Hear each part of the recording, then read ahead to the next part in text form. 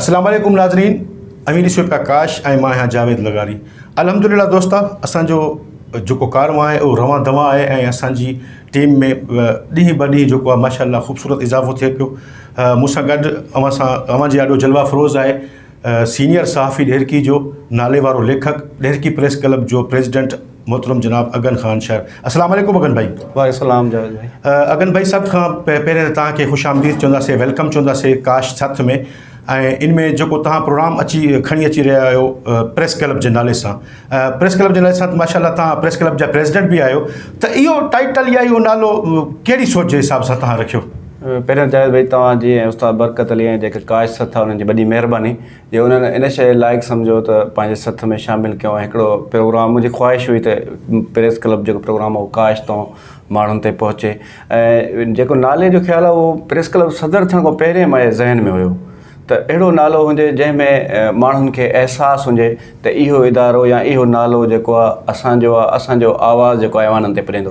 Press club तमामु आसान नालो आहे, तव्हांखे आम माण्हू खां वठी करे ख़ासि माण्हू ताईं प्रेस क्लब जे नाले मां वाक़िफ़ु हूंदा ऐं उन्हनि खे ख़बर हूंदी त जॾहिं असां प्रेस क्लब ते पहुचंदासीं त उन्हनि जे दर्दनि जो जेको दरमान आहे, जेका उन्हनि जे ॾुखनि जी जेका ॻाल्हि आहे उहा ज़रूरु ऐवाननि ताईं प्रेस क्लब पुॼंदो। त प्रेस क्लब नालो रखण जो इहो मक़सदु आहे जेके आम माण्हू आहे, मिसकीन माण्हू आहे, जेको पीड़ियल तबिके जो माण्हू आहे, उहो प्रेस क्लब जी जेको सुञाणींदो आहे उहो प्रेस क्लब नालो ॿुधी उनखे पंहिंजाइप जो अहसासु थींदो। ऐं प्रेस क्लब हिकु आवामी इदारो हूंदो आहे, आवाम जो इदारो हूंदो आहे। त इन जे करे मां प्रेस क्लब नाले जी तजवीज़ कई, जेको इनशाअल्लाह काश न्यूज़ ते जल्द ऑन एयर थींदो, जंहिंमें असां पंहिंजे इलाइक़े जा जेके मसइला मसाइल आहिनि, शागिर्दनि जा मसइला मसाइल हुजनि, आवाम जा मसइला मसाइल हुजनि, गंदे पाणी जा मसइला मसाइल हुजनि, सफ़ाई सुथराई जा मसइला मसाइल हुजनि, पर जेके बि असांजा हितां जा लोकल इशूज़ हूंदा उहे असां प्रेस क्लब जे प्लेटफॉर्म तां खणी ईंदासीं। ऐं उन में उन्हनि माण्हुनि खे बि शामिलु कबो जेके उनजा ज़िम्मेवार हूंदा, ऐं उन्हनि माण्हुनि खे बि शामिलु कबो जेके सियासी समाजी अॻुवान हूंदा, जिन खे पंहिंजे शहर जो उल्को हूंदो आहे,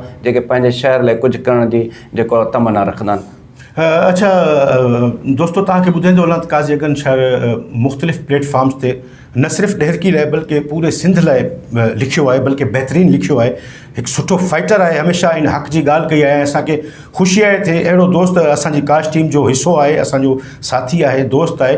अच्छा अगन, तव्हां खां इहा मालूमात वठंदुसि त जॾहिं तव्हां आम फील्ड में हूंदा आहियो, तव्हां वर्क में हूंदा आहियो, जेको हिन टाइम जेको सिस्टम हले पियो वॾेरको सिस्टम, उन ते जेको माण्हुनि जी आवाज़ खे दॿिजे थो, आवाज़ मंज़र आम ते नथा अचनि ॾियनि। ऐं असांजा घणा ई दोस्त अहिड़ा आहिनि जिन खे स्टोरीज़ या जेको मुख़्तलिफ़ वाक़ियात मिलंदा आहिनि, पर उहे उन शइ खे उजागर न कंदा आहिनि। तव्हांजी हिकिड़ी इहा वैराइटी रही आहे त तव्हां हमेशह रंग नसल ज़ात पात खां बाला थी करे हिकिड़ी सफ़ाफ़ ऐं साफ़ जेकी सहाफ़त आहे, जंहिंखे हिकिड़ी ज़रूरतमंदाना सहाफ़त चइजे, खणी ग़लति न थींदो, उहा कई आहे। हाणे जेको सिस्टम आहे उन ते तव्हां छा चवंदो त हाणे जेको सिस्टम हले पियो सहाफ़त जो, उन ते असांखे छा करणु घुरिजे जीअं असां बहितरीनु सहाफ़त करे सघूं? जावेद भाई, पहिरें तव्हां वॾेराई निज़ाम जेको असां वटि हिते आहे उन जी ॻाल्हि कई, त मां अक्सर वॾेराई निज़ाम जेको आहे, वॾेराई सिस्टम आहे, उनखे सिंध लाइ नासूर लिखंदो आहियां ऐं हमेशह वॾेरनि जे ख़िलाफ़ु लिखंदा आहियूं। पोइ उन खां पोइ पर्सनल मैसेजिस में कुझु माण्हू गार गन बि कंदा आहिनि, घणो कुझु चवंदा आहिनि, पर असां दरगुज़र कंदा आहियूं, उनखे जवाबु न ॾींदा आहियूं। त वॾेराई जे वॾेरको जेको निज़ाम आहे उन असांजे हितां जे मारवड़नि खे अंग उघाड़ो करे छॾियो आहे, पेट बुखियो करे छॾियो आहे, ऐं उन्हनि खां पंहिंजो शऊर खसे वरितो आहे। असां वटि तालीम न आहे, असां वटि सिहत जूं सहूलियतूं न आहिनि, महज़ब मुआशिरे में इहे बुनियादी सहूलियतुनि में ॻणियूं वञनि, जंहिंखां असां अॼु ताईं महरूम आहियूं। केतिरा ई साल थिया आहिनि असांखे आज़ादी मिली, पर अॼु ताईं असां ग़ुलामनि वारी ज़िंदगी गुज़ारियूं पिया, सिर्फ़ु इन वॾेरके निज़ाम जे तहत। बाक़ी अॼु जेका सहाफ़त आहे उन में जेके दोस्त नवां अची करे कोशिशि कनि था पिया चङे कम जी, त उन्हनि खे हमेशह एप्रिशिएट कंदा, उन्हनि खे ईंदो न आहे पर कोशिशि उहे कंदा आहिनि त को चङो कमु कयूं। त पोइ उन्हनि खे माण्हू तनक़ीद जो निशानो बि बणाईंदा आहिनि, त पोइ माण्हू सिखिया वठे। असां उस्ताद बरकत शुरूआती दौर में उस्ताद ख़बर हूंदी त असां 5-7 साल त असां सहाफ़ी कोन छॾींदा हुआसीं।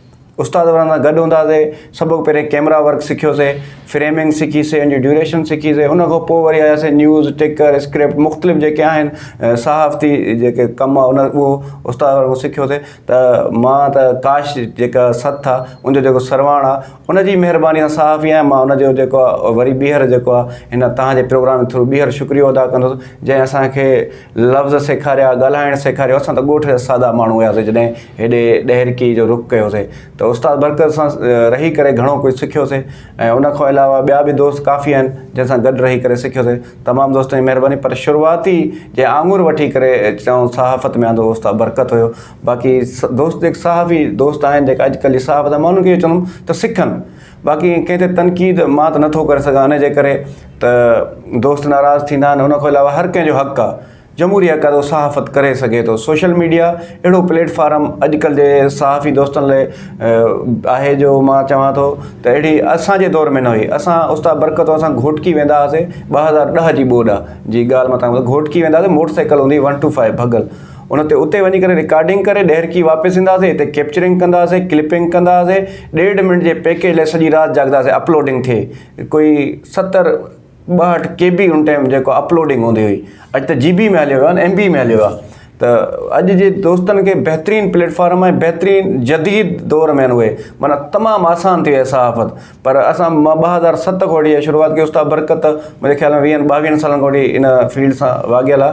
त उन खां वठी 2013-14 ते जावेद भाई इंतिहाई मज़ेदार सहाफ़त हुई, जंहिंमें इज़त बि हुई, मज़ो बि ईंदो हुयो।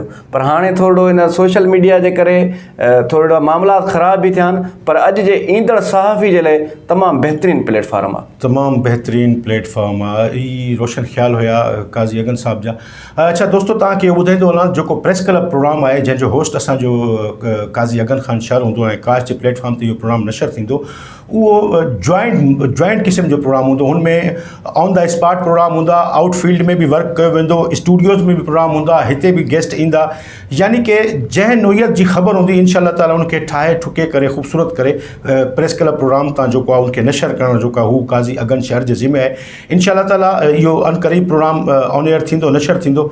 अमां दोस्तनि खे गुज़ारिश त इन प्रोग्राम खे ज़रूरु ॾिसंदा। पंहिंजे होस्ट जावेद लगारी खे ऐं मुंहिंजे महिमान काज़ी अगन ख़ान शहर खे ॾींदा इजाज़त। अल्लाह वाही।